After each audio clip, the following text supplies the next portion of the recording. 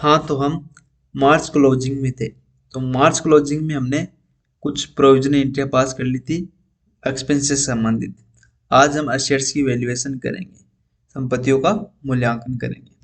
तो संपत्तियों का मूल्यांकन करने से पहले अगर आप डायरेक्टली इस वीडियो को देख रहे हैं तो इस वीडियो को देखने का कोई फ़ायदा नहीं है। अगर आप इस वीडियो का फ़ायदा उठाना चाहते हैं तो आपको क्या करना होगा, शुरू से सभी स्टेप बाय स्टेप जो ट्रांजैक्शन है वो करनी होगी, फिर इस वीडियो का आपको फ़ायदा मिलेगा।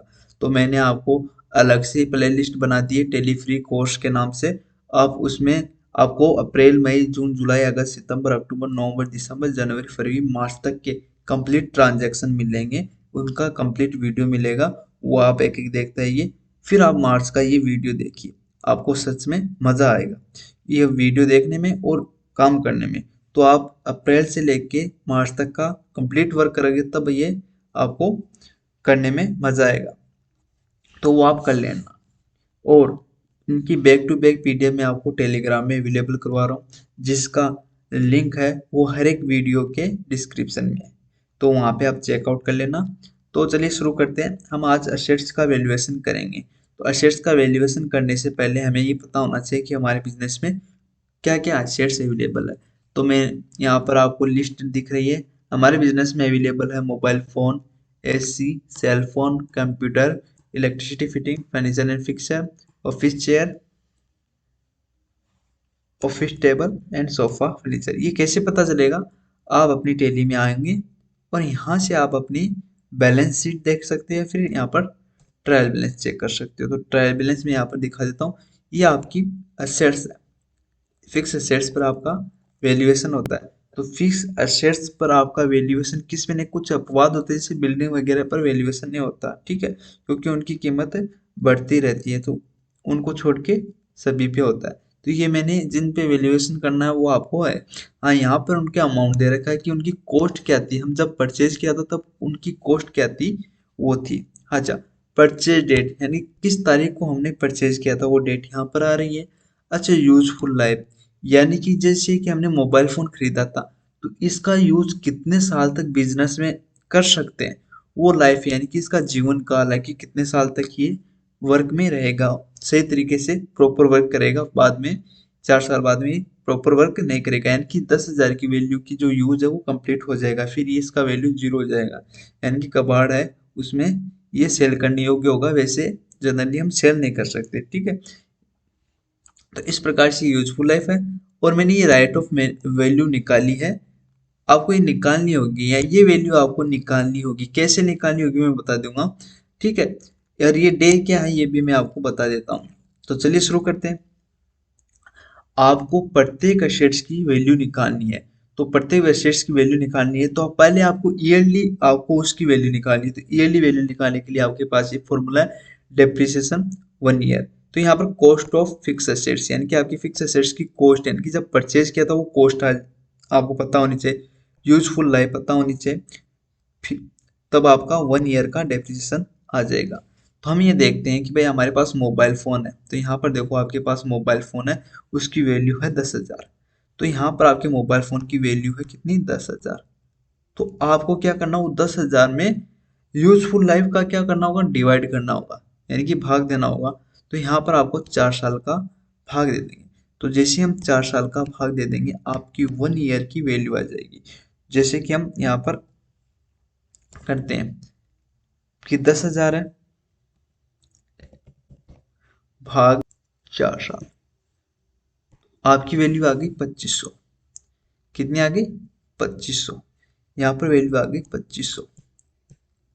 क्या अभी ये जो वैल्यू आई है वो करेक्ट आई है कि इतनी 2500 रुपये की जो ये वैल्यू है इतना हमने यूज कर चुके हैं मोबाइल फोन को? नहीं, हमने इसको 2 अप्रैल को खरीदा, यानी कि आपकी वर्किंग में 2 अप्रैल से आया था। यानी कि साल में 365 दिन होते हैं, तो हमने 364 दिन ही यानी कि 2 अप्रैल से गिनना स्टार्ट करेंगे तो 364 दिन ही यूज किए हैं। तो आपका वैल्यू डेज में निकालना होगा। तो डेज में निकालने के लिए डेप्रिसिएशन का फॉर्मूला होगा डेप्रिसिएशन डेज। तो कॉस्ट ऑफ फिक्स एसेट्स, तो आपकी अब कॉस्ट क्या हो गई, ये हो गई ईयरली कॉस्ट लेनी होगी, ठीक है। ईयरली कॉस्ट यूजफुल डेज, तो यूजफुल डेज मैंने आपको निकाल दी है। और useful use day, useful days यानी कि ईयर का कंप्लीट डे होगा, यानी कि 365 डेज, ये कंपल्सरी 365 डेज ही रहेंगे, यहाँ पर यूजफुल डे नहीं आएंगे, 365 डेज आएंगे और यहाँ पर यूज्ड डे आ जाएंगे।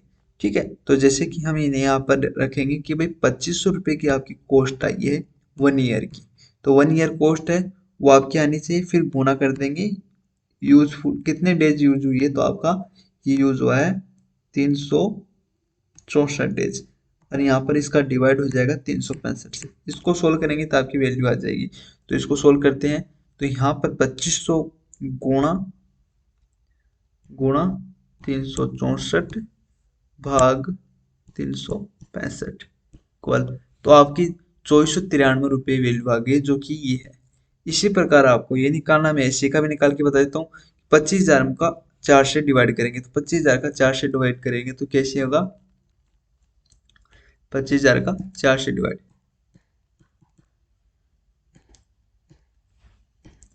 6,250, 6,250। ठीक है, अब इसमें आपको यूजफुल डेज कितने, 264 डेज, तो 264 डेज का आपको मल्टीप्लाई करना होगा, और टोटल डेज कितना होते हैं 365 डेज, तो 365 डेज का डिवाइड करना होगा, तो आपका 6,232, यानी कि 0.5 से ऊपर है तो आपका 33 हो जाएगा। इस प्रकार से आपका हर एक का मैंने डेज आपको निकाल के दे दिया, आपको डेज मैंने निकाल के दे दिए, आपको खुद आप सेल्फ निकाल सकते हो और फिर इसको चेकआउट कर सकते हो, और प्रत्येक की वैल्यू आप कैलकुलेट कर सकते हो। मैंने आपको फॉर्मूला भी दे दिए, इस फॉर्मूले में थोड़ी सी चेंजमेंट है वो मैं करके बता दूंगा आपको, और पीडीएफ आपको वहाँ पे अवेलेबल हो जाएगी टेलीग्राम पर। ठीक है, तो ये चीज़ें आपको देख लेनी है। आपको क्या करना है, वैल्यू जो कॉस्ट है वो कॉस्ट देखनी है, फिर उसको 1 ईयर की कॉस्ट लेके आनी है, तो 25,000 का 5 में डिवाइड करेंगे तो 1 ईयर की कॉस्ट आ जाएंगी। फिर आपको देखने की 1 ईयर में क्या हमने कंप्लीट 1 ईयर यूज किया है, तो 1 ईयर में कितने डेज यूज किया वो आ जाएंगे, और बट्टा 1 ईयर के जो टोटल डे हैं वो आ जाएंगे। इस प्रकार से आपको सोल्व करना है। अब इसको सोल्व करने के बाद में आपके पास ये एंट्री बन जाती है, यानी कि आपको ये एंट्री बनानी होती है कि डेप्रिसिएशन अकाउंट दिया टू मोबाइल फोन, जो वैल्यू आपकी यहाँ पर आती है, जैसे कि हमारी यहाँ पर वैल्यू आ रही थी, उसी वैल्यू से आपको क्या करना, सीआर करना प्रत्येक जो एसेट्स, यानी कि ये डेप्रिसिएशन यानी वैल्यूएशन होता है कि जब संपत्तियां घटती हैं तो सीआर करते हैं, संपत्तियां बढ़ती है तो डीआर करते हैं, संपत्तियां घटती है तो सीआर करते हैं। तो सभी संपत्तियों को मैंने फिक्स एसेट्स को सीआर कर दिया है, उनकी वैल्यू जो हमने वैल्यू निकाली है ना, उनकी वैल्यू से हमने इसको सीआर कर दिया है, यानी कि ये कम कर देंगे, और जो टोटल वैल्यू आएंगी वो ऊपर दिखा देंगे डेप्रिसिएशन अकाउंट, जो कि आपका होता है इनडायरेक्ट एक्सपेंसेस। इसको प्रैक्टिकल करते हैं, तो प्रैक्टिकल कैसे होगा वो आपको टैली में चल के पता चलेगा। तो हम यहाँ पर टैली में आ जाते हैं, और यहाँ पर वाउचर्स में चलेंगे, और यहाँ पर आ जाएंगे, और यहाँ पर आपको जनरल वाउचर में चलना है, एडजस्टमेंट पास करना है, तो यहाँ पर आपको जनरल वाउचर में आ जाना है। यहाँ पर एक लेजर बना लेनी है, डेप्रिसिएशन। ठीक है, डेप्रिसिएशन की मैंने बना ली है, अंडर आ जाएगा इनडायरेक्ट एक्सपेंसेस, क्योंकि हमने इस संपत्तियों का यूज किया है तो क्या हो जाएगा, अपना खर्चा हो जाएगा, तो इनडायरेक्ट एक्सपेंसेस आ जाएगा।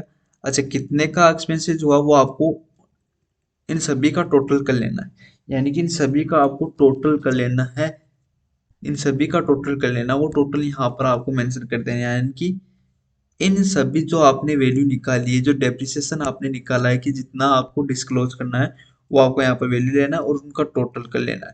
टोटल करने के बाद में आपका जो टोटल आता है वो कितना आता है, 23,875। क्या आता है, 23,875। तो यहाँ पर आपको लगा देना 23,875, एंटर कर देना है।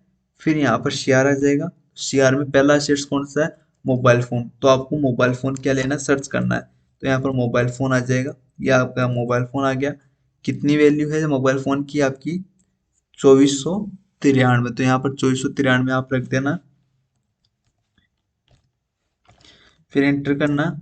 फिर नेक्स्ट आ जाएगा आपका एसी, तो यहाँ पर एंटर करना, एसी फर्स्ट वाला है, कितने की वैल्यू है, इनकी वैल्यू है 6,233, 6,233 इसकी वैल्यू आ जाएगी। फिर से एंटर करना, फिर से नेक्स्ट एसी के बाद में सेल फोन, तो सेल फोन ले लेना, सेल फोन भी नहीं, सेल फोन जो फिक्स एसेट्स की है वही लेनी है, तो यहाँ पर फिक्स एसेट्स आ जाएगी। सेल फोन कितने का है, 723 रुपये का, तो यहाँ पर 723 आपको मेंशन कर देना है।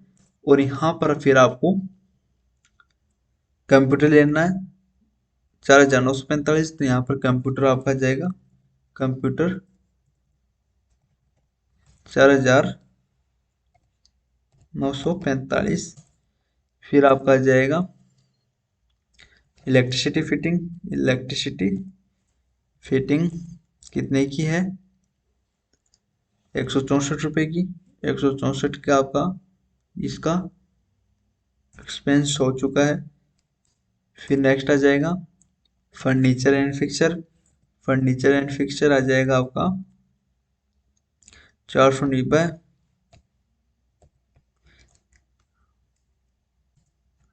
490। फिर आपका आ जाएगा ऑफिस चेयर, ऑफिस चेयर आपकी आ जाएगी 1190, 1190। फिर आपकी आ जाएगी ऑफिस टेबल 5,951, ऑफिस टेबल 5,951।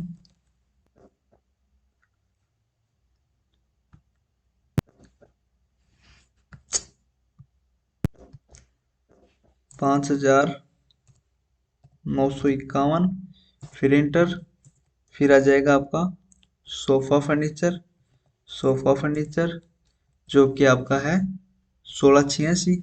तो यहाँ पर देख लें 1686 एंटर कर देना, और यहाँ पर आपको नरेशन लिख देना है, और यहाँ पर एंटर कर देना है। ठीक है, तो ये आपकी डेप्रिसिएशन होगी। अब अगर आप इसका जो डिफरेंस है वो देखोगे, तो यहाँ पर आपको बैलेंस शीट में यहाँ पर आपको पता चल जाएगा। जैसे अल्ट्रा फंड करोगे तो आप यहाँ पर फिक्स एसेट्स है, उन सभी की वैल्यू आपको डाउन मिलेगी। ठीक है, अगर आप इसको लेजर वाइज चेक करना चाहो तो यहाँ पर आपको अकाउंट्स बुक में आ जाएगा, और किसी पर्टिकुलर अकाउंट, जैसे कि मैंने यहाँ पर मोबाइल फ़ोन लिया तो मोबाइल फ़ोन की लेजर चेक करेंगे ना, तो यहाँ पर पता चलेगा आपको कि भाई हमने जर्नल एंट्री, तो यहाँ पर हम डेट है वो टोटल लगा देंगे। जैसे कि यहाँ पर, तो यहाँ पर देखो आपने जो आपने ये मोबाइल फ़ोन परचेज किया था तो इतने का खरीदा था, तो इसमें इतना डेप्रिसिएशन लग गया, तो इसकी वैल्यू कितनी बची है, वो इतनी बची है। ठीक है, क्लोजिंग बैलेंस कितना है, इतना है, यानी कि आपकी 7,607 की वैल्यू आपकी शेष रहेगी, यानी कि इतने का खरीदा था, इतने का चार्ज हो गया, अभी इसकी वैल्यू इतनी है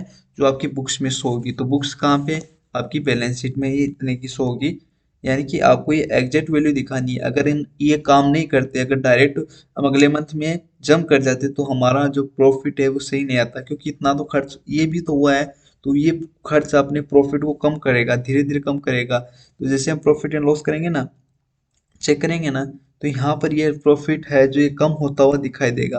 क्यों होगा, क्योंकि यहाँ पर देखो आपका, ये यहाँ पर देखो आपका डेप्रिसिएशन है वो आ चुका है। ठीक है, तो इसके कारण ये क्या होगा, इसमें इफेक्ट पड़ेगा, अभी तो और इफेक्ट पड़ने वाला है इसमें। तो ये धीरे धीरे कम होगा, क्योंकि हमें क्लोजिंग करनी है, जो एग्जैक्ट वैल्यू है इस मंथ में जो खर्चा होता है हमारा, वो पूरा इस ईयर का इसमें ही कैलकुलेट करना है। तो इस प्रकार से हम डेप्रिसिएशन चार्ज कर सकते हैं, और उसका जो संपत्तियों को राइट ऑफ कर सकते हैं उसकी वैल्यू को। तो यहाँ पर हमने सभी संपत्ति जो हमारे पास राइट ऑफ एबल है, यानी कि राइट ऑफ करनी योग्य थी, उनको हमने यहाँ पर राइट ऑफ कर दिया। आप किसी पर्टिकुलर संपत्ति को क्लिक करके चेकआउट भी कर सकते हो। सभी का हमने एडजस्टमेंट है वो पास कर दिया। तो इस प्रकार से हम फिक्स एसेट्स पर डेप्रिसिएशन चार्ज कर सकते हैं। तो आज का वीडियो अच्छा लगा है तो लाइक एंड शेयर जरूर कीजिएगा, और अभी जो नेक्स्ट वीडियो आएंगे उसमें हम फाइनल क्लोजिंग करेंगे, जो भी बच गई एंट्री है वो कंप्लीट करेंगे। आज के लिए इतना ही, धन्यवाद।